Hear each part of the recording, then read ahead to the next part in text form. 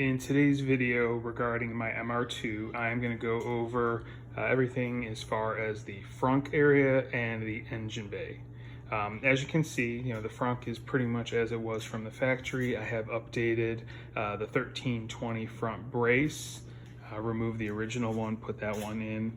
It also does have an amplifier because the vehicle does have an upgraded audio system from the previous owner, which does have a subwoofer behind the driver's seat as well, and I'll go more into that when I do the interior video.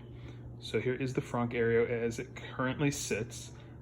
Definitely needs to be cleaned up some, and as you can see, the cowl is pretty beat up from the sun. I do have a new one to replace that with. Move on back to the engine bay. And here we go. When I did buy this vehicle, it already had the Rev3 engine swap as stated in the first video. I did pull out the stock intake, intercooler piping, blow-off valve, and replaced with a Racer X intake that does have a K&N drop-in.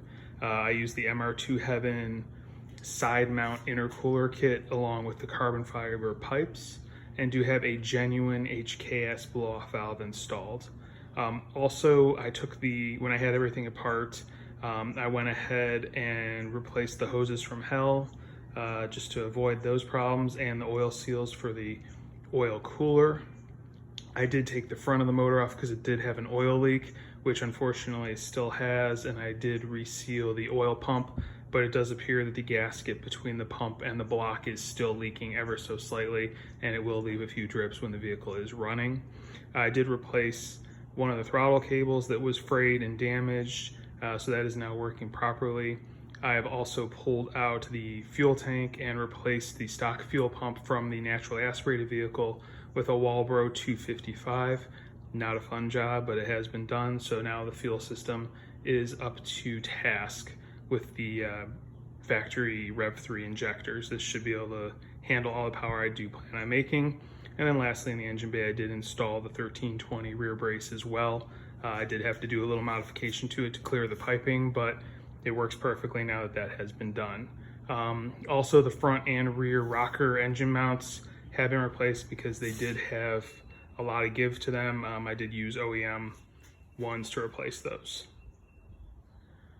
So here it is as it currently sits. Using the factory 20B Turbo. I do plan on upgrading that eventually. I also am going to pull the valve cover, paint that, clean that up, clean up the rest of the engine bay. Again, this is all going to be future projects once the vehicle comes back from the body shop. I do have on order currently the Hux Racing engine lid stop to hold the engine up, or the engine lid up, and I do have the rain shield delete kit on the way as well. So I'm going to install all of that before the vehicle goes to the body shop for paint. Because right now with the brace, the prop rod does not fit very well. It's a kind of a pain to get in there, and it doesn't do the job as well as it could.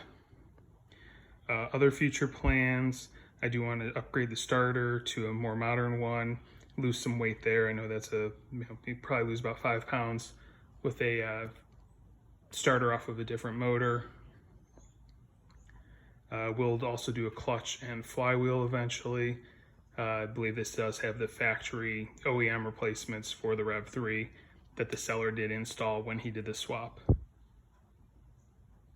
As you can see, it's pretty stock looking except for the intercooler piping and whatnot. Again, I'm not doing too much right now as it needs to go to the body shop, and it's going to be there for quite some time getting repainted and all of the dents and dings taken out. And then once it comes back next year, I'll probably be working on doing some of the engine upgrades and whatnot. All right, well, that is all I have for today. Next video will be on the interior. I'll try and get that uploaded in the next few days.